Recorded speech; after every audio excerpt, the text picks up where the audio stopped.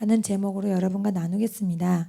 이것은 가로치고 예언의 은사에 대해서 나누신다고 합니다. 지난주에는 우리가 방언의 은사에 대해서 나누었죠. 네, 오늘은 예언의 은사에 대한 말씀입니다. 첫 번째 재미있는 이야기를 소개해 드릴게요. 어떤 굉장히 유명한 예언 사역자 목사님인 척 피어스 목사님이라고 계세요. 이 책에서 초반부에 소개를 해주셨어요. 이분이 어떤 부모님 밑에서 자랐고 어떻게 회심해서 달라졌는지 잠깐 소개를 해주셨었어요. 이분이 알코올 중독자 아빠 밑에서 막 구타를 당하면서 살았는데 예수님을 영접하고 완전히 변화된 삶을 살고 또 지금은 이제 엄청나게 신령한 그런 예언 사역자로 섬기고 계시는 목사님이시다라고 소개해드렸는데, 이분이 텍사스 휴스턴에서 1994년에 집회를 인도하시는데 이런 하나님의 감동이 왔대요. 앞으로 24일이 아주 중요하다. 내 눈이 이 도시와 이 도시의 남은 자를 다 지켜보고 있다. 이 도시에서 내 영을 대적하는 구조물들을 내가 다 정복하리라. 갇혀있던 계시가 빛처럼 사람에게 내리리라. 동쪽 강을 보아라. 그 강에 올라감같이 내 백성도 올라가리라. 불이 보인다. 불이 보인다. 불이 이 강 위에서 타오른다. 내 불이 이 도시에 오기 시작하리라. 내가 너를 밤의 파수꾼으로 부른다. 밤의 파수꾼들을 모아라. 내가 밤의 파수꾼이 되면 너는 이 지역에 임박한 파멸을 뒤집어 엎게 되리라. 이런 감동이 목사님에게 내렸는데, 이분은 이제 목사님이시고 또 예언 사역자로 이미 명성이 있는 굉장히 다져진 분이죠. 그러니까 이런 어떤 미래에 대한 계시도 하실 수 있는 거예요. 그래서 이렇게 하셨는데, 이 모임을 마치고 돌아오시면서 로버트 하이들러 이 저자 목사님께 이 예언을 해주시고 또 해석도 들려주셨대요. 이 예언은 무슨 뜻이냐면 24일 이내에 하나님이 휴스턴 동부의 강을 홍수로 넘치게 하고 또 그 강에 불이 날 것이라는 거였어요. 그래서 이 예언이 그 도시에 일어날 일을 보여주는 그림으로서 앞으로 24일간 기도에 들어간 사람들은 닥쳐올 재난을 피하게 된다라는 말씀이었습니다. 그래서 이 말씀을 받아들여서 휴스턴 지역의 중보 기도자인 데보라 드가는 이 예언을 각 교회에 전달해서 24일 동안 매일 새벽 3시부터 6시까지 기도 모임을 인도했대요. 밤에 파수꾼을 모으라 그랬잖아요. 파수꾼은 잠 안 자고 지키는 사람이잖아요. 그래서 3시부터 6시 대단하죠.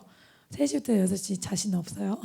근데 3시부터 6시 매일 24일 동안, 와, 대단합니다. 그랬는데 휴스턴이 24일, 정확히 24일 뒤에 역사상 최악의 홍수가 나타났대요. 그래가지고 시 동쪽에 있는 센 야시토 강이 홍수를 범람하면서 묶어두었던 바지선 몇 대가 풀러져서 물살을 타고 쏜살같이 질주하면서 결국 천연 가스관에 부딪혀 관이 터졌답니다. 그래서 강 밑에서 뿜어진 가스가 점화되어 강 중앙에 불길이 치솟는 대화재가 발생했어요. 근데 텔레비전에서 보는데 예언했던 그 모습 그대로 동쪽 강에 불이 난 모습을 본 기억이 생생하다고 하세요. 그래서 이 일로 말미암아 중보기도에 참여했던 사람들을 중심으로 전 도시에 성령의 새 바람이 불었고, 이 중보기도에 참석했던 교회들은 한 교회도 타격을 입지 않았다고 합니다. 예, 그래서 이렇게 예언은 살아있고 하나님이 실제 역사하시는 도구다라는 것을 말씀하고 계세요.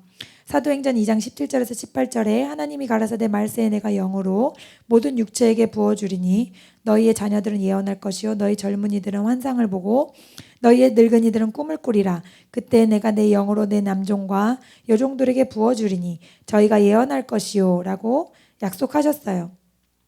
그래서 성령의 임한 결과 중 중요한 것 하나는 예언의 은사가 이렇게 풀어지는 것인데, 성령의 능력을 받으면 새로운 방법으로 주님의 음성을 듣게 되고 또 꿈을 꾸게 되고 환상을 보게 된다라는 것을 소개하게 됩니다. 그래서 이렇게 예언이 얼마나 큰 역할을 할 수 있는지 우리에게 소개해 주셨어요.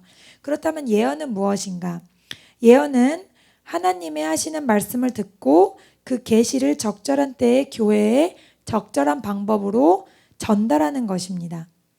하나님의 말씀을 듣고 적절한 때 그리고 적절한 방법으로, 중요한 건 때와 방법이죠. 계시를 들었을 때.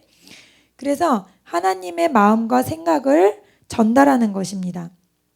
분명하게 계속해서 말씀하시지만 성경 속 하나님은 성경에서만 대화하시는 분이 아니라는 것. 성경에서 수많은 인물들은 다 하나님과 직접 대화를 했어요. 그렇죠? 그랬는데 그 대화가 지금에도 하나님은 동일하시고 우리와 만나고 싶어 하시고 대화하시는 분이라는 것입니다. 어떤 사람들은, 사실 많은 사람들이 지금도 하나님과 대화하는 게 가능하냐라는 것을 문제 삼는다는 거죠. 그래서 교회에서 예언이라든지 어떤 감동이 왔을 때 마음에 그런 계시라 그러잖아요. 그거를. 근데 계시라는 단어 자체를 혹은 예언이란 단어 자체를 굉장히 좀 이상하게 보는 분들이 많아요. 계시? 예언? 좀 이상한 거 아니야? 이렇게 보는 분들이 많은데 그렇지 않다는 거죠. 그 역할이 중단되지 않았다. 그것을 아셔야 합니다.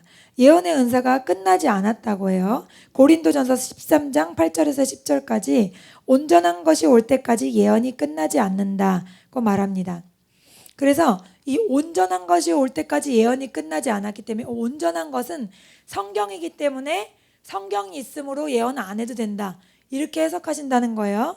근데 성경에서 말씀하시는 온전한 것은 바울은 그 뒤에 어떻게 설명했냐면 계속해서 말하길 온전한 것이 오면 얼굴과 얼굴을 보듯 서로 알게 된다 그랬어요. 근데 이 얼굴과 얼굴로 대화하는 부분을 보면 성경의 구약에 창세기에 또 출애굽기 신명기에 보면은 모세가 하나님과 대면해서 대화했다 그랬잖아요. 그런 것처럼 얼굴과 얼굴을 대한다 그러면 개인적으로 하나님을 만난다 이런 뜻이에요.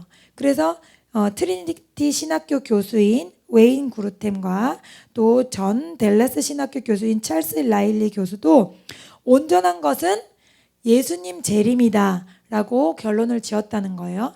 그래서 예언이 아직도 계속 되어져야 한다는 게 맞다는 거죠. 그래서 성경은 그분의 음성을 듣는 것이 가능할 뿐만 아니라 믿는 자 모든 사람들에게 일상적인 일이 되어야 한다고 합니다. 요한복음 10장에서 내 양은 내 음성을 듣는다 이런 말씀이 있잖아요. 그래서 여러분이 지금 어떻게 생생하게 매일매일 주님의 말씀을 듣지 못한다 하더라도, 음성을 듣지 못한다 하더라도 여러분이 예수 그리스도의 도를 듣고 그것을 믿기로 작정하시고 내 마음에 왕과 구세주로 섬기셨잖아요. 그것이 이미 하나님의 음성을 듣고 결정을 하고 이끌림을 받은 것이라는 거죠. 그렇기 때문에 여러분은 이미 그분의 음성을 듣고 계십니다. 그래서 또 하나님이 말씀이 완벽한데, 성경이 완벽한데 예언이 무슨 필요가 있냐 이런 말을 하는 분들이 있다는 거예요. 하지만 예언에서 하는 계시와 성경의 계시는 다르다. 그것을 설명해 드리겠습니다. 성경에 유명한 예언자들이 많이 나와요. 대가들이 많이 있지만 그들이 개인적으로 받은 예언을 기록해 놓지는 않았어요. 예언의 말씀은 현재 상황에만 적용되는 특별한 방향 제시입니다.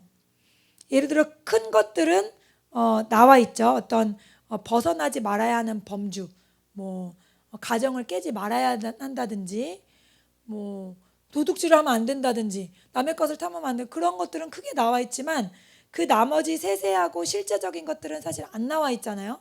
안 나와 있기 때문에 마음대로 행동하기가 쉽습니다. 그렇기 때문에 그런 것들은 성령님의 인도함을 받아 감동을 받고 계시를 받아서 움직여야 한다는 거죠. 그리고 또 이제 차이가 있는데 이 하나님의 성경 말씀은 우리가 점검해 볼 필요가 없어요. 이미 하나님의 말씀으로 기록되고 보존되었기 때문에 오염되거나 잘못됐는지 우리가 확인할 필요가 없는데, 우리가 받은 감동은 우리의 영적 상태에 따라 오염될 수도 있고 또 이렇게 혼탁하게 될 수 있다는 거죠.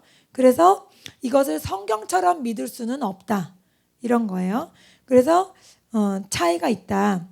성경 말씀 자체는 하나님의 영감의 말씀이고 또 초자연적인 보호를 입어서 혼탁함이나 오류가 없지만, 그리고 또 시험할 필요가 없고 하나님께서 그 신뢰성을 보장하시지만 인생의 세세한 문제들은 나와 있지 않다.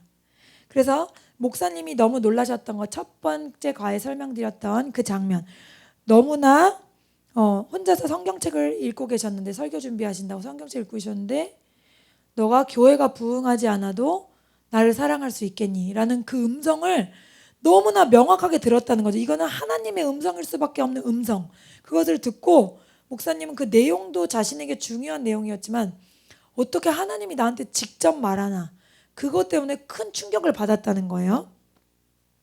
그래서 그 이후로는 계속해서 하나님이 주시는 꿈이나 감동이나 또 예언이나 그런 것들을 통해서 인생의 방향을 이끌림을 받고 있다는 거죠. 그래서 그것 없이, 하나님과의 직접적인 교제 없이 어떻게 신앙생활을 할지 이제는 모르겠다. 옛날에는 너무나 반대하는 사람이었지만 너무나 자신이 거부할 수 없는 명확한 하나님의 음성을 들었다, 이렇게 말씀하십니다. 그럼 예언은 왜 중요한가? 첫 번째, 예언은 하나님이 중요하다고 말씀하셨기 때문에 중요합니다. 고린도전서 14장에 1절, 사랑을 따라 구하라, 신령한 것을 사모하되 특별히 예언을 하려고 하라. 고린도전서 14장 39절에 오늘 우리가 읽었죠. 예언의 은사를 사모하라고 되어 있는데 킹 제임스 버전에 보면 사모하라는 부분이 갈망이라고 되어 있어요. 갈망은 그냥 원하는 수준 이상이죠. 자나깨나 그것만 생각하고 계속 그것이 나에게 오기를 원하는, 사모하는 마음, 그것이 갈망입니다. 하나님이 이렇게 갈망하라고 하신 이유, 그것이 우리에게 그만큼 꼭 필요하기 때문이다. 두 번째, 하나님은 우리에게 예언을 통해서 방향을 제시하십니다. 아까 말씀드렸던 것처럼 성경에 나와 있지 않은 인생의 여러 가지 결정이 있습니다. 이 사람과 사업 계약을 해야 됩니까? 말아야 합니까? 지금 직장을 옮겨야 됩니까? 말아야 됩니까? 이 자매와 교제를 해야 됩니까? 말아야 됩니까? 여러 가지 결정 상황은 성경에는 나와 있지 않잖아요. 그런데 그것을 그냥 자의적으로 해석해서 선택하다 보면 안타까운 결과가 많이 일어나죠. 그래서 더더욱이 하나님과의 이런 직접적인 교제, 또 하나님의 감동과 계시를 받는 것이 중요하다는 거죠. 목사님이 이 하나님의 음성을 듣기 전에는 책을 많이 읽으셨대요. 워낙 학구파시니까 하나님의 뜻을 분별하는 법, 이런 유의 주제를 갖고 있는 수많은 책들을 읽었는데 그 많은 책을 읽었음에도 불구하고 인생의 중요한 결정마다 어떻게 해야 되는지 정말로 모르겠다라는 거예요. 확신이 없고 맞는지 계속 긴가민가하고. 그러나 하나님의 음성을 들은 그 이후로부터 하나님께서는 환상과 꿈과 예언의 말씀을 통해서 삶을 인도하셨다고 합니다. 신약의 첫 2장만 봐도 하나님은 예언적인 꿈을 통해서 5번이나 방향을 알려주셨잖아요. 요셉이 마리아와 정혼하고 임신한 것을 알고 헤어지라고 할 때 천사가 나타나서 말했잖아요. 그런 식으로 하나님은 우리에게 말씀하시는 분이라는 거죠. 성경의 사람들은 하나님의 말씀을, 음성을 들었습니다. 노아가 방주를 지을 때도 그냥 아무리 믿음이 좋은 사람이라고 그냥 자기 신념으로 그렇게까지 지을 수 없잖아요. 모든 사람이 욕을 하고 미쳤다 그러는데 그 끝까지 믿음을 지킬 수 있는 건 뭐였을까요? 하나님께로부터 오는 직접적인 감동이 있었다는 거죠. 그리고 호세아 선지자도 창녀와 결혼하라고 하나님이 지시하셨잖아요. 그 맨정신으로 창녀랑 어떻게 결혼하겠어요? 근데 창녀랑 결혼했단 말이죠.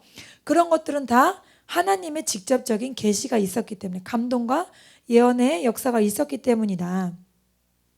그리고 세 번째, 예언은 하나님의 능력과 생명을 풀어놓게 됩니다. 예언은 단순히 하나님의 음성을 전달할 뿐 아니라 하나님의 음성에는 능력이 있기 때문에 그 예언이 정말 하나님께로부터 온 것이라면 삶의 변화가 생긴다는 거죠. 그 예언을 들은 사람에게 상황에 변화가 온다는 거죠. 에스겔의 환상에서 마른 뼈의 환상을 보고 있는데 하나님의 음성으로 마른 뼈의 환상을 보고 예언하라는 음성을 듣습니다. 그가 예언을 하자 극적인 현상이 나타나서 뼈들이 맞춰지고 힘줄과 살이 생기고 생기를 불어넣자 그들이 곧 살아나서 큰 군대가 됩니다.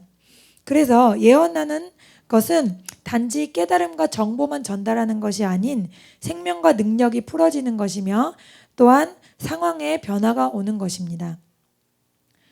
바울도 디모데에게 선한 싸움을 싸우고 믿음과 선한 양심을 지키기 위해서는 예언을 하라고 디모데전서에 지도했습니다. 우리가 영적 싸움 가운데 있을지라도 하나님께서는 계속해서 우리에게 방향을 제시하시고 예언과 감동을 통해서 인도하고 계십니다. 예언적으로 사는 것은 어떻게 하는 것인가? 일단 아까 성경과 예언을 구분해 드렸지만 다시 한번 정리해 드리면 성경의 메시지는 듣고 또 그것을 자기의 것으로 소화해서 내 삶에 적용하면 됩니다. 근데 예언은 듣고 그 다음에는 분별을 해야 돼요. 성경에 한 사람이 예언하면 그 다음엔 두 사람의 이상의 뭐 하라 그랬죠? 분별하라 그랬죠. 그것은 틀릴 수도 있기 때문이고 또 그 사람의 영적 상태에 따라서 하나님의 말씀을 온전히 전달하지 못할 수도 있기 때문이에요. 그래서 분별하는 단계가 추가된다는 것을 아시고 그 다음에 해석하고 그것을 적용하는 것은 똑같습니다. 그래서 예언을 어떤 하나님께로부터 오는 예언을 받았다는 확신이 있으시다면 그것을 소중하게 생각하시고 메모지에 적어 놓으시거나 녹음하시거나 하셔서 계속해서 그 일이 이루어지도록 기도하셔야 된다는 거죠. 어떤 예언들은 그냥 가만히 있는다고 되는 게 아니에요. 예를 들어 제가 받았던 예언 중에 제가 집을 찾고 있을 때 전에 급하게 그때 당시에 갑자기 전셋값이 폭등하던 두 번째 해였어요. 저는 상황 돌아가는 것도 모르고 막 아무 준비도 안 하고 있다가 주인이 월세로 바꿀 거니까 결정을 하라고 해서 월세는 도저히 안 되겠다 해서 이제 그때서 알아보기 시작하는데 6개월이 남았는데도 불안한 거예요. 왜냐하면 최소 5천에서 1억까지 올렸더라고요. 아무리 작은 집이라도. 그런데 부르는 게 값이니까. 근데 당시에는 이제 그 지역에서 떠날 수 없는 상황이라서 제가 직장이 있고 또 목사님도 명동에 있는 교회에 다니셨기 때문에 명동 옆에는 아무 집을 구할 수가 없죠. 더 비싸잖아요. 그래서 거기에서 이제 더 있어야겠다는 마음이 들어서 찾는데 어떤 교회 가서 제가 예언을 받았는데 자매님이 어떤 집에 가서 초인종을 누르고 계시는 모습이 보입니다. 근데 그 집은 자매님의 집이라고 하시네요. 자매님에게 하나님께서 새로운 집을 예비해 놓으셨다고 하십니다. 이러는 거예요. 근데 제가 6개월 전인데 아무것도 준비되지 않은 상황이에요. 너무 놀라고 너무 감사한 거예요. 그때부터 막 너무 신나는 거예요. 하나님이 벌써 내 기도에 응답해 주셨구나. 그렇지만 현실 속에서 아무것도 된 게 없었어요. 잘 모르시겠지만 목사님이란 직업은 대출이 잘 안 되더라고요. 사회적으로 위치가 별로 안 좋아서 제가 그때 직장 담보로 대출을 받았거든요. 근데 어쨌든 그 뒤에 일어날 일은 아무것도 준비 안 했지만 그렇게 큰 금액이 나중에 대출이 다 됐고 결국에는 여호와 이래로 다 예비가 됐는데 그 집에 들어갔는데 지금 집과 같은 감동이었어요. 10년 이상 된 빌라였는데 그 전분이 목사님 친구예요. 목사님이세요. 광림교회 부목사님. 그 사모님이 미술인가 뭐 그런 예술 쪽으로 하셔가지고 작은 빌라인데도 굉장히 막 애를 쓰셨어요. 집을 오래 사시려고. 다 고쳐놓으시고 싱크대나 화장실 같은 좀 심한 것들은 다 새 걸로 고쳐놓으시고 애를 쓰셨는데 갑자기 유학 결정이 난 거예요. 그래가지고 고쳐놓으시고 8개월인가 6개월 만에 저한테 넘어온 거예요. 완전히 막 저를 위해서 하나님이 수리를 해놓으셨거나 난 돈이 없으니까 그 사모님 통해서 해놓으셨거나 너무 기쁜 거예요. 들어가는데 막 화장실이 대리석으로 돼 있어요. 조그맣지만 속으로 뭐 이렇게까지 할 필요는 없는데 그랬지만 어쨌든 감사하잖아요. 거저로 그런 걸 어떻게 얻겠어요. 싱크대도 저희 집만 그 요즘 유행하는 그런 거 있잖아요. 그 뭐죠? 반짝거리는 거. 그거 아시죠? 냉장고 그 반짝거리는 그거 있잖아요. 반짝반짝. 그걸로 돼 있더라고요. 그래서 너무 놀랐어요. 그래서 너무 감사한 그 기억이 있는데 그때 만약에 제가 그 예언만 받고 이제 됐거니 하고 아무 기도도 안 하고 노력도 안 했어 보세요. 집을 찾아보지도 않고 은행에 대출을 알아보지도 않고 아무것도 안 하고 그냥 된 거니까 하고 가만히 있으면 되겠어요? 안 된다는 거죠. 그래서 계속해서 기도하고 집을 백방으로 알아보고 그랬거든요. 하나님이 예비해 둔 곳이 어딘지. 그래서 여러분이 실제로 그 예언을 받았으면 하나님께서 주셨다는 확신이 있으면 계속해서 그것을 이루어질 수 있도록 기도하고 노력해야 된다는 거예요. 또 어떤 자매는 간증하는 걸 들었는데 자신이 직장을 가야 되는지 이렇게 진로를 고민하고 있을 때 어떤 미국에 있는 대학에서 공부하는 모습을 보여주셨대요. 어떤 분을 통해서. 그래서 그분이 이제 유학 갈까 말까 고민하고 있었는데 유학 가는 게 하나님의 뜻인가 보다 하고 그쪽으로 더 준비하게 됐다는 거죠. 그런 식으로 우리의 인생의 결정에 우리가 마음에 하나님과 교제 가운데 한 어떤 결정에 어떤 확신을 심어주는 그런 거가 될 수 있는 거예요. 물론 잘못 빠지면 이런 것만 또 사모하게 되면 안 돼요. 왜냐하면 성령님은 우리 안에 계시고 이미 우리에게 말씀하시기 때문에 첫 번째 경로는 우리가 직접 하나님께 묻고 직접 듣는 거거든요. 예언은 그것을 확인하는 경로로 사용할 때가 가장 바람직합니다. 어떤 분은 자신은 기도 안 하고 맨날 가서 예언 들으려고 그러는 분이 있어요. 그거는 바람직하지가 않은 거예요. 그래서 여러분이 하나님과 친밀한 교제 가운데 직접 감동과 예언을 받으셔야 한다. 그것을 말씀드립니다. 그리고 또 예언의 말씀은 앞에 말씀드렸듯이 여러 가지 상황에 따라 달라질 수가 있기 때문에 우리가 원수가 우리를 또 속이려고 할 수도 있고 또 우리 마음에 계속해서 원하는 어떤 상상일 수도 있고 이럴 수가 있단 말이에요. 그렇기 때문에 예언이 하나님으로부터 온 것인지 반드시 분별해야 한다. 그러면 어떻게 해야 하나님의 음성인 줄 아는지 일단 여기 목사님께서는 4가지 방법을 주셨어요. 첫 번째는 성경으로 시험한다. 성경 내용과 위배되는 예언은 맞지 않는 예언이에요. 잘못된 예언이에요. 그래서 신명기 13장에서도 예언자가 정확한 예언을 주었을지라도 성경의 진리에서 벗어나게 되면 듣지 말라고 경고하고 있습니다. 이게 왜 중요하냐 하면 어떤 분이 제가 설교 때 들었는데 어떤 남자분이 자기가 고민하고 있다면서 왔다는 거예요. 무슨 고민을 하십니까? 목사님 기도해 주세요. 제가 감동을 받았는데 예언을 받았는데 자기가 하나님께 받았는데 뭐라 그러냐면 지금의 아내와 헤어지고 다른 여자와 결혼하라는 예언을 받았다는 거예요. 자기가 하나님께 받은 감동이. 말도 안 되잖아요. 근데 그것을 너무나 확실하게 붙잡고 있다는 거예요. 왜? 본인이 원하기 때문에 그것을. 너무 안타깝죠? 성경에 100% 아니라고 돼 있는 그런 것을 너무나 자의적으로 해석하고 있다는 거예요. 그렇기 때문에 어떤 감동이든지 성경에서 아니라 그러면 처음부터 아니요입니다. 두 번째는 그 예언을 하나님께 들었을 때 감동을 들었거나 누구 다른 사람에게 어떤 나에 대한 예언을 들었을 때 그것을 들었을 때 힘이 나고 믿음이 일어나고 어떻게 한 번 더 열심히 해보려는 그런 결심이 생기는가. 그래서 하나님의 말씀을 들으면 믿음이 일어나고 영이 움직이기 때문에 그러하는지 확인을 하라는 것입니다. 그 다음에 또 세 번째는 하나님이 말씀을 주실 때는 중요한 것일수록 한 번만 얘기하지 않으세요. 다양한 경로를 통해서 고민하시면 여러분이 다양한 경로를 통해서 여러분에게 확신시켜 주시기 때문에 꼭 확인을 하라는 겁니다. 예를 들어 배우자를 선택하는 얼마나 중요해요? 한 번 선택하고 환불 안 되잖아요. 그렇기 때문에 확인하고 또 확인하는 그런 과정이 필요합니다. 저도 제가 목사님의 아내가 될 주제가 안 되는 것 같아서 또 확인하고 또 확인하고 또 확인하고 정말 확인을 많이 했어요. 그래서 말도 안 되는 조건을 하나님께 걸고 이렇게 해주세요. 그럼 저렇게 해주세요. 그럼 그렇게 해주세요. 수많은 것들을 다 통과가 돼서 제가 목사님과 결혼하게 됐거든요. 그 전에는 참 목사님 많이 괴롭혀드렸죠. 막 만나질 말던가 만나놓고 뭐 좀 있으면은 아무래도 저는 사목감은 아닌 것 같아요. 그래서 목사님 막 열받게 하고 또 잘 지내다가 또 다운되면 또 저는 역시 안 되는 것 같아요. 이러면 뭐야 사귀질 말던가 그쵸? 지금 생각하면 참 답답하지만 저도 그런 시절이 있었습니다.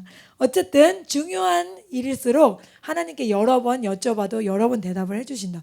어떤 때는 저 같은 경우는 그냥 예상치 못하는 사람의 입을 통해서 얘기할 때도 있어요. 그냥 나보다 별로 믿음도 크지 않다고 생각했던 어떤 사람인데 갑자기 내가 고민하던 어떤 일을 그거 이렇게 하면 어때요? 딱 그렇게 제시하는데 뭔가 마음에 확신이 확 드는 거. 이게 맞구나 하는 그런 감동이 들 때가 있더라고요. 그래서 여러분 하나님은 다양한 방법으로 여러 번 더 확인해 주시기 때문에 좋으신 주님께 계속 여쭈어라 라는 것입니다. 어느 주일에 목사님 교회 론다라는 젊은 여성이 교회를 방문하셨대요. 몇 번 만난 적은 있지만 큰 선교단체에서 일한다는 것을 제외하고는 별로 아는 것이 없었습니다. 주일 아침 회중에게 그녀를 소개하는데 하나님께서 환상으로 한 세트의 열쇠를 보여주셨대요. 그리고 순간적으로 스쳐가는 그림이었지만 그 그림을 통해서 하나님께서 그 해석이 무엇인지도 알려주셨다고 해요. 그래서 열쇠와 그 해석을 자매님에게 전달을 해드렸는데 자매님이 막 완전 쓰러질 정도로 깜짝 놀래버렸대요. 이유를 듣고 보니까 지난주에 다른 교회에서 똑같은 예언을 들었다는 거예요. 열쇠를 보셨고 그거에 대한 예언과 해석이 똑같았다. 그런데 자기가 그것을 아직도 또 의심스러워서 일주일 동안 기도하면서 이 목사님 교회에 갔을 때 하나님께로부터 온 게 맞으면 또 같이 듣게 해달라고 기도했대요. 일주일 동안 그 기도를 했는데 정확히 똑같은 내용이었다는 거죠. 그렇게 하나님은 확인해 주시는 분이시다. 그 다음 마지막 방법은 경건한 지도자를 통해서 시험해 봐야 된다는 거죠. 인정받은 예언자가 당신이 들은 것에 동의하는지를 확인해야 된다는 거죠. 우리 교회는 아직 인정받은 예언자가 나오지 않으셨기 때문에 목사님이나 저한테 같이 상의해 보시는 게 좋을 것 같아요. 예를 들어 이런 겁니다. 직장을 그만두고 다른 도시로 이주하라. 굉장히 큰 문제잖아요, 인생에서. 이런 감동이 들었을 때 혼자서만 결정하지 말라는 거죠. 자신을 위해서 중보하는 그 위에 지도자들에게 상의하고 하나님께로부터 온 감동이 맞는지 분별하는 시간이 필요하다라는 것입니다. 그래서 하나님으로부터 오는 줄 아는 방법 4가지를 지금 말씀드렸어요. 첫 번째는 성경에 위배되면 안 된다. 두 번째는 그 예언을 통해서 믿음이 일어나는지 확인한다. 세 번째는 여러 번 하나님께 확인해 달라고 구한다. 그 다음에 4번째는 경건한 지도자를 통해서 시험해 본다입니다. 여러분 이 4가지 시험을 통해서 하나님의 말씀을 여러분의 것으로 잘 취하시기를 바랍니다. 그 다음에 예언의 해석에 대해서 나누겠습니다. 해석은 하나님께 구해야 됩니다. 첫 번째, 모든 해석은 하나님께로부터 옵니다. 예레미야가 하나님께서 내가 무엇을 보느냐라고 환상을 주시면서 물어보실 때 한 광주리엔 극히 좋은 무화과가 있고 한 광주리에는 악하여 먹을 수 없는 극히 악한 무화과가 있습니다 라고 대답합니다. 예레미야 24장 1절에서 2절입니다. 근데 이때 무화과가 무슨 뜻인가를 알려고 친구들에게 물어보지 않았다는 거죠. 그는 바로 주님께 그 뜻이 무엇인지 물어서 그 뜻을 알아내었다는 거죠. 또한 다니엘도 환상을 보고 그 뜻을 알 수 없어서 며칠간 금식했죠. 21일 금식했을 때 천사가 그 대답을 가지고 내려왔다라는 장면이 있습니다. 그래서 모든 예언의 해석은 주신 분 하나님께 있기 때문에 하나님께 구해야 합니다. 그리고 또한 말씀을 통해서 해석을 해야 합니다. 성경 말씀에는 다양한 상징과 형태들이 있습니다. 그런 것들이 여러분의 꿈에 나올 수가 있고 또 환상 속에 지나갈 수 있거든요. 기도하시면서 성경을 계속 읽어보시면서 그런 성경에서 나온 상징이나 어떤 표시들이 어떤 의미를 말하는 것인지 알아보시는 게 도움이 됩니다. 예를 들어 요한계시록의 여자는 사람 여자가 아니고 교회를 뜻하거든요. 그러니까 그런 어떤 뜻하는 부분들이 있기 때문에 성경을 통해서 상징하는 바를 알아야 한다. 다음은 문맥을 통해서 해석을 얻는다입니다. 예언의 해석에 대해서 나누고 있습니다. 우리 삶에 역사하시는 전후 관계를 살펴보면 하나님께서 어떤 것으로 인도하시는지 알 수가 있게 됩니다. 목사님의 교회가 성령을 체험하기 시작할 즈음에 좀 교회가 많이 어려우셨대요. 그런데 사모님께 예언적인 꿈이 임해서 꿈에서 사모님이 출산을 했는데 미성수가를 낳았대요. 조수가를 낳아서 너무 작아서 이 얘기는 죽겠구나 하는데 눈앞에서 점점 커지더니 포동포동 살이 오르면서 하나님께서 해석을 주셨다는 거예요. 이게 너의 교회다. 너의 교회는 이렇게 작게 태어났지만 건강하게 자랄 것이다. 걱정하지 마라. 그런 감동을 주셨다는 거예요. 그래서 마음에 안심을 하시고 계속해서 사역을 하셨다고 합니다. 또 그 후에 교회에 어떤 사건이 있을 때마다 사모님에게 이 아이와 관련된 꿈이 있었대요. 그래서 이제는 그 아이가 무슨 뜻인지 알기 때문에 계속해서 연결해서 해석을 할 수 있었다는 거죠. 그렇게 앞뒤 상황과 전후 관계를 살필 때 해석이 될 때가 있다. 또한 은사가 있는 사람을 통해서 해석할 때가 있습니다. 창세기에 애굽 왕 바로가 예언적인 꿈을 꾸지요.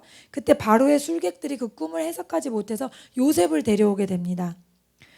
또 다니엘서 2장에서도 느부갓네살은 이방 바벨론 왕으로서 예언적 꿈을 꾸지만 그의 술객 신하들이 꿈을 다 해석하지 못하자 다니엘에게 물어봐서 그 해석을 구합니다. 이 말씀들을 통해서 우리가 예언을 해석하지 못하면 할 수 있는 사람 권위자에게 찾아가야 한다는 원칙을 알 수 있습니다. 해석의 은사가 있는 사람들에게 찾아가 도움을 구하고 주님께 물어서 그 뜻을 알 수 있습니다. 하나님은 우리가 그분이 말씀하신 것을 이해할 수 있을 때까지 노력하기 원하십니다.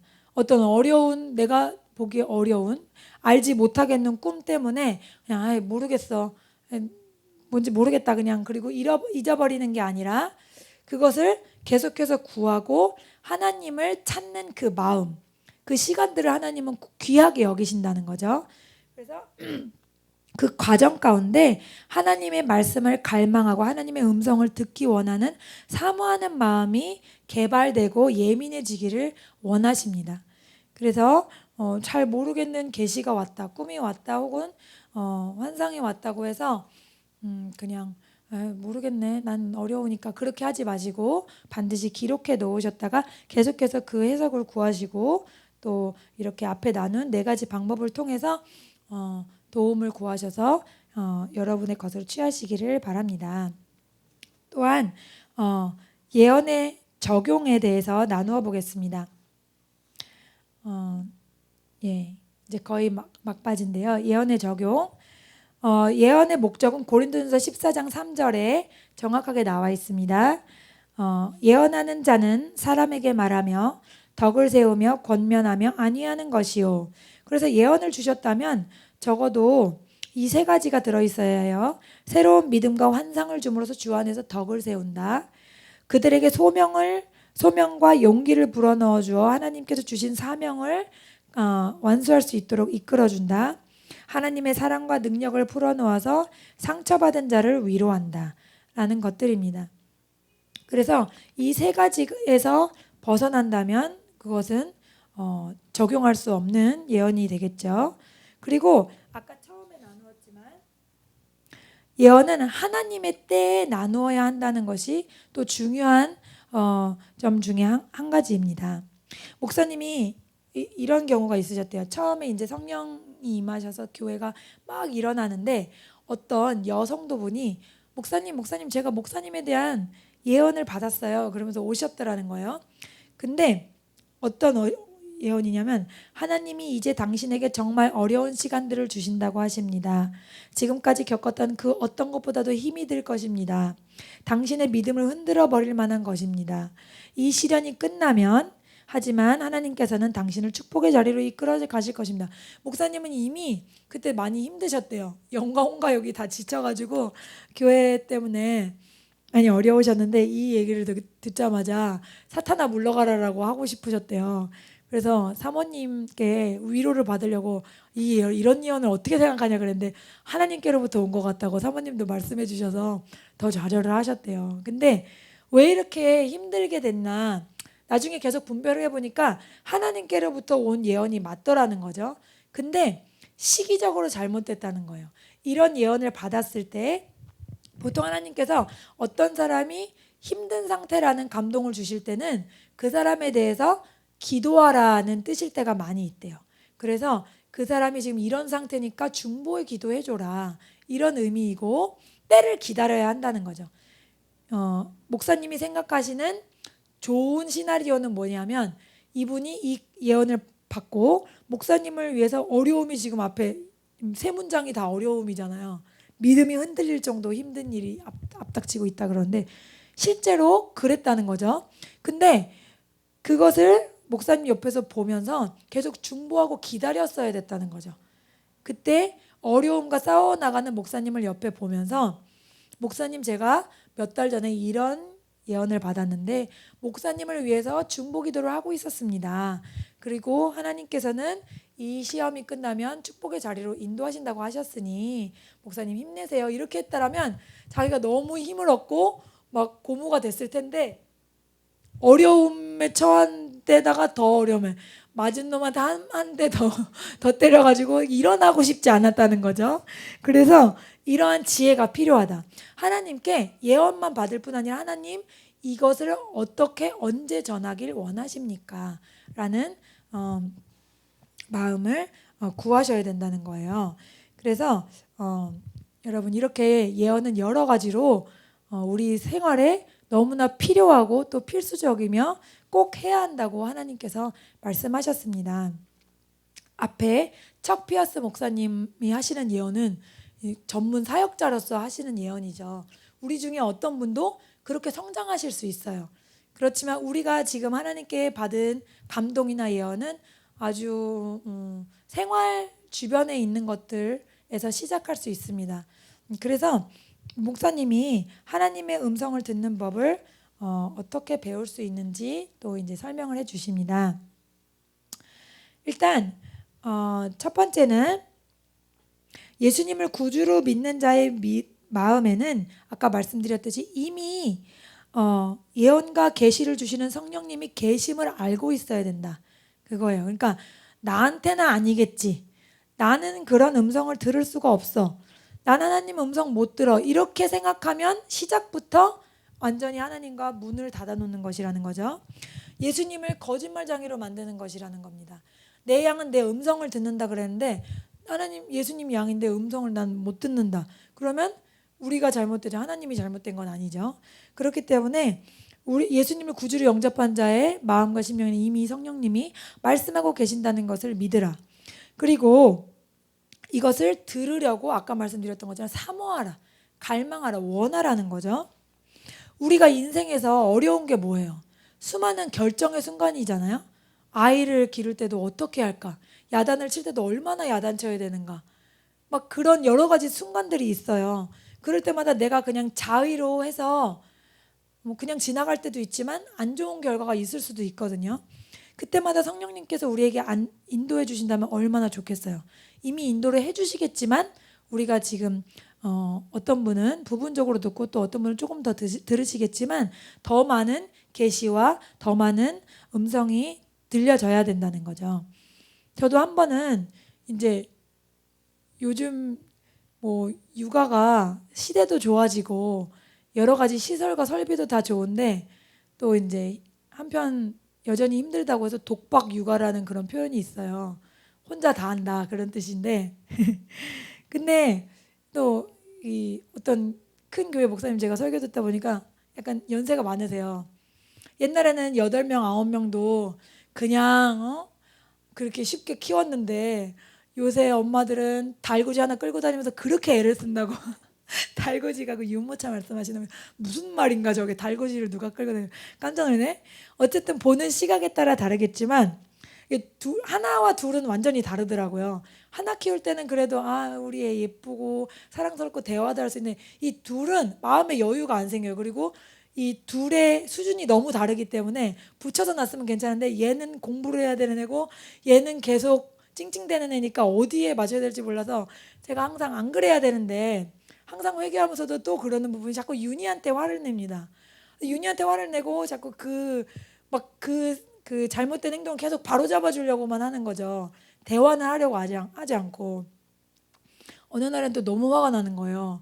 그래서 야 하면서 목소리가 높아지는데 순간 성령님 어떻게 해야 됩니까? 저 너무너무 지금 화가 나요. 얘를 이렇게 해도 얘가 고쳐주지 않는 것 같고 막 순간적으로 기도를 했어요.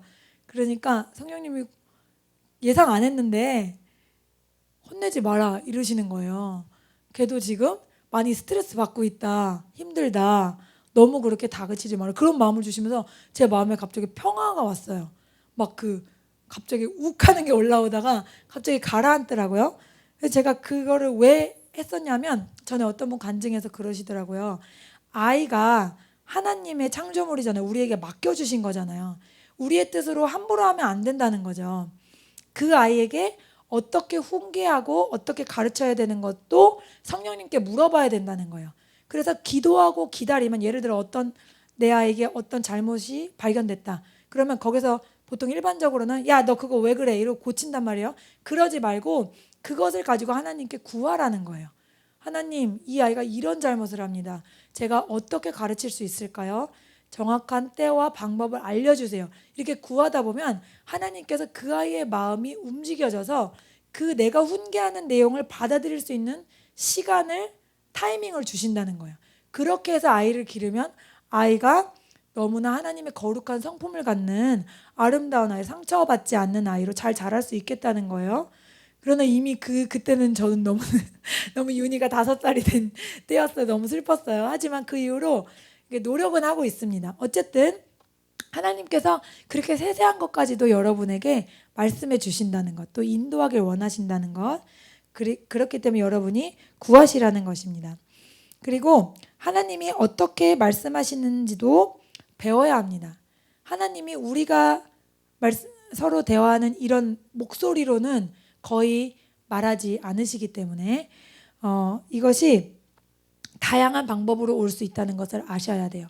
성경 구절을 읽다가 어떤 부분이 강하게 나에게 다가올 때가 있고, 또 아까 말씀드렸듯이 예상치 못한 사람과의 대화를 통해서 알 수도 있고, 또 어떤 나를 위해 기도하는 어떤 분들의 기도하다가 받은 감동일 수도 있고, 또 예언자로부터 받은 예언일 수도 있고, 순간적으로 그냥 이렇게 해야겠다라는 결심이 있을 때도 있고요.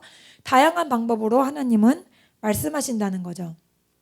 그리고 그 다음은 말씀으로 마음을 채워야 한다는 겁니다. 항상 기준은 성경 말씀이기 때문에 성경 말씀을 많이 알수록 그 예언을 더욱더 예민하게 분별하고, 또 하나님이 그 말씀을 주실 때 받아들이기가 더 쉽다는 거예요. 그래서 감동을 주실 때 요절을 통해서 주실 때도 많이 있거든요. 그렇기 때문에 여러분이 많은 성경을 읽는 시간을 많이 투자하셔서 그 성경 말씀 안에 내 영이 완전히 젖어지게 하라. 우리가 성경을 신약을 정리하면 예수님 빼고는, 예수님으로부터 모든 게 시작돼, 구약도 예수님을 예표하는 모든 사건들이고 예수님 빼면 아무것도 없잖아요. 그래서 어떤 목사님은 어떻게 제가 추천하시는 걸 봤냐면, 예수 그리스도 안에서라는 구절이 들은 것들을 먼저 외우라고 하시더라고요. 예수 그리스도 안에서 우리에게 주신 복이 되게 많거든요. 그래서 예수 그리스도 안에서라는 구절이 들어가는 것들을 먼저 체크해서 외워보라고 하십니다. 그 안에 에베소서 1장에도 예수 그리스도 안에서 우리에게 모든 신령한 것을 주셨다고 되어 있거든요. 저도 그거 몰랐는데 그 책을 읽고 제가 체크를 해보니까 예수 그리스도 안에서란 말씀이 신약에 굉장히 많더라고요. 그래서 아직 다 못 외웠습니다. 저도 열심히 외워야 됩니다. 그리고 영으로 기도하라. 계속 강조해 드리지만 방언으로 기도하면 속사람이 강건하게 됩니다. 그래서 내 영이 예민해져서 하나님의 계시를 잘 받게 해주십니다. 그래서 목사님도 하나님의 음성을 들으실 때는 거의 대부분 이제 방언으로 기도하기 시작하시다가 감동을 받으신다는 거죠. 그리고 다음 이것이 굉장히 저에게는 실제적으로 다가왔는데, 하나님께 바른 질문을 해보라는 거예요. 하나님이 꼭 대답해 주시는 몇 가지의 질문이 있대요. 잘 기억해 주세요. 첫 번째는 하나님, 제가 누구를 위해서 기도하길 원하세요? 라고 물어보면 꼭 누군가의 이름이나 얼굴이 생각나게 하신다는 거죠. 누구를 위해 기도해야겠다는 생각이 든다는 거죠. 그리고 또 두 번째는 주님, 제가 어떤 죄를 고백하기 원하십니까? 요것도 하나님이 100% 대답해 주시는 것 중에 하나라고 해요. 그래서 우리가 하나님께 여쭤보지 않아서 그랬지, 여쭤보면 계속해서 나온다는 거죠. 저도 전에 이거 한번 해봤다고 제가 말씀드렸잖아요. 저는 어떤 죄를 고백하기 원하세요 이런 게 아니고, 하나님 제가 과거에 있던 사건 중에 제 마음에서 용서하지 못한 게 있으면 알게 해주세요. 혹은 이 응어리를 풀지 못한 게 있으면 풀기 원합니다. 그렇게 기도했었는데 사건들이 생각나더라고요. 희한해요. 저는 아무렇지 않다고 생각했는데 그 사건들이 생각나서 1학년 때 짝이 저보고 수제비라 그러면서 맨날 놀렸거든요. 그게 생각나요. 저는 생각도 안 했어요, 아예. 제가 그를 용서하지 않았다는 거예요. 그래서 제가 그의 이름도 몰랐는데 갑자기 생각나. 권모 씨 이름이 생각나서 이름을 부르면서, 예수님 제가 이 친구를 예수님의 사랑으로 용서합니다. 주님이 저를 사랑하시고 용서하셨듯이 용서합니다. 마음이 편해졌어요. 그런 일련의 사건들이 있었어요. 그리고 또 이제 아빠가 개척하실 때 어떤 일이 있었냐면, 제일 열심히 하시던 어떤 집사님 중에 한 분이 큰 병으로 돌아가셨어요. 저는 그것 때문에 하나님이 믿기 싫어진 거예요. 원래도 믿음이 없었지만 학생 때는 하나님 어떻게 저렇게 열심히 있는 분을 데려가실 수가 있지? 그것 때문에 막 하나님에 대한 적대감이 있었어요. 근데 예수님을 제가 영접하고 26 이후에 달라졌기 때문에 난 그냥 그걸 잊었다고 생각했는데, 제 마음에 아직도 그 하나님에 대한 그런 서운하다 그래야 되나? 그런 마음이 남아있다는 거예요. 그것에 대한 해석을 하나님께 구했더니 하나님이 해주시더라고요. 그분이 어떤 사람을 지속적으로, 그 가족 중에 어떤 분을 지속적으로 미워했기 때문에 그것이 죄가 마귀가 들어올 수 있는 타당한 적법한 그 자리를 마련해 줬다. 그 몸을 그 마귀가 칠 수 있는 적법한 그거를 알려줬다 그랬거든요. 근데 그러고 나니까 그분이 전에 저한테 하신 말씀이 생각났어요. 이렇게 말해도 되는지 모르겠네. 시아버님이셨거든요. 근데 밥상을 차려 드릴 때마다 이분이 왜 빨리 안 돌아가시나? 그 생각을 매번 하셨대요. 네, 그 생각이 지나가더라고요. 그래서 뭐 어쨌든 저는 생각하지 않았던 부분이었는데 하나님께서 그 부분을 다루어 주시고 어떤 그런 마음을 주셨어요. 내가 모든 것을, 하나님이 하시는 모든 것을 왜요? 하는 게 옳지 않다는 것. 하나님 입장에서는 공의롭고 가장 정의로운 심판을 하신 거고 결정을 하신 건데, 내가 하나님 왜 그렇게 했어요? 그렇게 묻는 게 내 수준에서 있을 수 없는 거잖아요. 하나님 언제나 옳은 분이, 하나님 언제나 선하신 분인데 그런 마음 자체가 불의하다는 거죠. 하나님이 저한테 설명을 안 해주셔도 그만 아닌가요? 그렇죠? 우리는 그냥 피조물일 뿐이잖아요. 그러니까 제가 그것을 보면서 그냥 인생에서 살 때 때로는 우리 뜻대로 안 될 때가 있잖아요. 때로는 왜 하나님이 이건 안 해주셨지? 그럴 때가 있잖아요.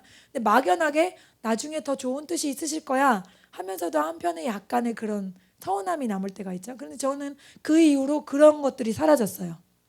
하나님이 하나님만의 나에게 말씀하실 수 없는 어떤 부분들이 있으셨을 거야. 그런 생각이 들더라고요. 그리고 또 세 번째는 헌금을 하기 전에 하나님 제가 얼마나 드리기를 원하십니까? 라고 기도해 보시래요. 그러면 그 감동이 온다고 하세요. 그래서 그냥 지갑에서 준비한 헌금을 드리지 마시고, 하나님 오늘 주일에는 제가 얼마를 드리기 원하세요? 이렇게 물으면 금액이 스쳐갑니다. 실제로 금액이 스쳐가요. 스쳐갈까 봐 못 물으시는 분도 있을 수도 있어요. 그래서 그 감동에 순종할수록 하나님께서 여러분의 믿음의 수준을 크게 하신다는 거죠. 네. 자꾸 그 감동이 온다는 건 계속 같은 감동이 반복되는 건 그 레벨을 내가 순종하지 않았을 때, 계속 똑같은 레벨에 순종을 하나님이 원하실 때가 있어요. 네. 그래서 저는 언제 한번 2번 정도 제 수준에 넘는 헌금을 드려본 적이 있는데, 한 번은 어떤 목사님 설교를 듣는데 하나님 사랑합니다. 예수님 생명을 주신 걸 감사합니다. 예수님 너무 사랑해요. 이러면서 헌금하실 때 보면 되게 사랑하는지 뭔지 모르겠는 분들이 많다는 거. 또 목사님, 다른 교회 목사님 설교예요. 그 말을 듣는데 갑자기 뇌 충격이 왔어요. 난가? 사랑한다고 많이 고백하니까 제가. 근데 내가 드린 헌금이 너무 작은 것 같아서 제가 기도했어요. 하나님 제가 얼마를 드릴까요? 그랬는데 큰 금액이 떠올랐어요. 제가 할 수 없는 금액. 그래서 집을 이사할 때 마침 그 때가 맞더라고요. 그때 아까 예비해 두신 그 초인종 누르는 그 집을 이사할 때 대출을 더 받아서 그것을 하나님께 드렸어요. 근데 놀라운 건 그때 그렇게 큰 금액, 하나님께서 감동 주신 금액을 드릴 때는요 하나도 아깝지가 않아요. 희한하더라고요. 평소에는 11조 드리는 것도 약간 손이 떨리는데 그때는 더 큰 금액인데도 그러지 않고, 놀라운 건 이 교회 올 때 제가 그 헌금을 그 전에 선행교회에 드렸기 때문에 그냥 하나님께 드린 거기 때문에 저는 잊었어요. 근데 이 교회 올 때 그 교회 장로님께서 생각지도 않게 이 교회 인테리어 하라고 600만 원을 지원해 주셨거든요. 근데 너무나 놀란 거죠. 왜냐하면 제가 무슨 사역자도 아니었고 그냥 주일학교를 섬긴 것 뿐인데 5년 정도. 근데 그리고 더욱 놀라운 건 이 교회를 보기 전이에요. 제가 보기 전. 그래서 목사님만 이제 뽑혔다는 좋은 소식을 가지고 이제 제가 이 교회를 떠납니다라고 소식을 알려드렸는데, 갑자기 장로님이 기도하다가 하나님이 감동을 주셨다는 거예요. 교회 재정에서 이만큼을 주라 하는. 얼마나 감사해요. 아빠가 목사님이신데 목사님이 주시려고 그러면 이상하잖아요. 근데 장로님이 주신다고 하니까 그래서 너무 감사했는데, 이 교회 보기도 전인데 저 생각에는 그렇게 큰 돈이 무슨 필요가 할까? 기존에 있던 교회인데 뭐 강대상이나 다 있겠지 하는 생각에 굳이 그 돈이 굳이 필요하나, 그냥 헌금으로나 드려야겠다라는 생각을 했어요. 그리고 딱 왔는데 너무너무 재정이 필요하더라고요. 이런 의자도 없고 다 조금 20년 이상 된 모든 물건들이었고, 그 교육관도 시멘트 바닥에다가 그냥 그런 곳이었거든요. 다 저희가 그때 와서 그 성도분들이랑 다 페인트 칠하고 다 드러내서 다 새로 한 거예요, 여기. 근데 우리가 같이 했기 때문에 그 금액에서 됐거든요. 거의 딱 맞았어요. 카메라 사는 돈까지. 네, 그래서 너무너무 감사했어요. 그래서 예상치 않게 하나님이 그렇게 갚아주시더라고요. 성경에 하나님이 갚아주신다는 말이 많이 있네. 또 한 번은 제가 언제 또 헌금을 한 번 했냐면, 어떤 선행교회에서 부흥회 하시는 여자 목사님이 오셨는데 애들이 어릴 때부터 부흥사로 많이 나가셨대요. 은사가 강하게 임하셔가지고. 근데 애들한테 너무 미안해가지고 애들 이름으로 헌금을 많이 했다는 거예요. 그랬더니 딸도 믿음도 좋고 세상적인 실력 있는 그런 사람한테 시집을 가고, 아들도 목사가 돼서 자기는 너무 감사하다고. 근데 정말 아무것도 해준 게 없다는 거예요. 그 말씀 듣고 그럼 나도 애들을 위해서 헌금을 드려야지. 그리고 드린 적이 있어요. 계속해서 그렇게 하고 싶은데, 어쨌든 하나님께 여러분이 여쭤보시고 그 금액을 순종하시는 게 좋을 것 같습니다. 예. 그리고 이제 초보를 위한 안전장치를 마지막으로 말씀해 주셨어요. 우리는 다 초보니까. 초보는 조심해야 될 것, 예언은 항상 지도자의 권위 아래 이루어져야 함을 꼭 기억해야 합니다. 역대상 25장 2절에도 사람들이 아삽의 지휘 아래 예언하고 아삽은 왕의 지휘 아래 있었습니다. 하나님은 권위 체계를 세우시고 하나님은 질서의 하나님이시죠. 그렇기 때문에 하나님은 예언한다고 해서 갑자기 모든 것을 지시할 수 있는 것이 아니라는 것을 알기 원하십니다.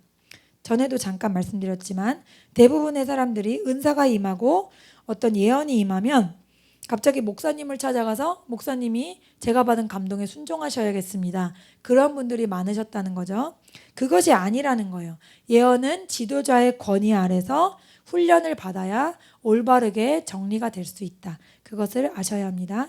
또한 예언하는 사람은 항상, 여러분이 다 예언하실 줄로 믿고, 예언하는 사람은 항상 겸손하게 예언을 해야 된다. 우리가 하는 예언이 분별받기를 원하라.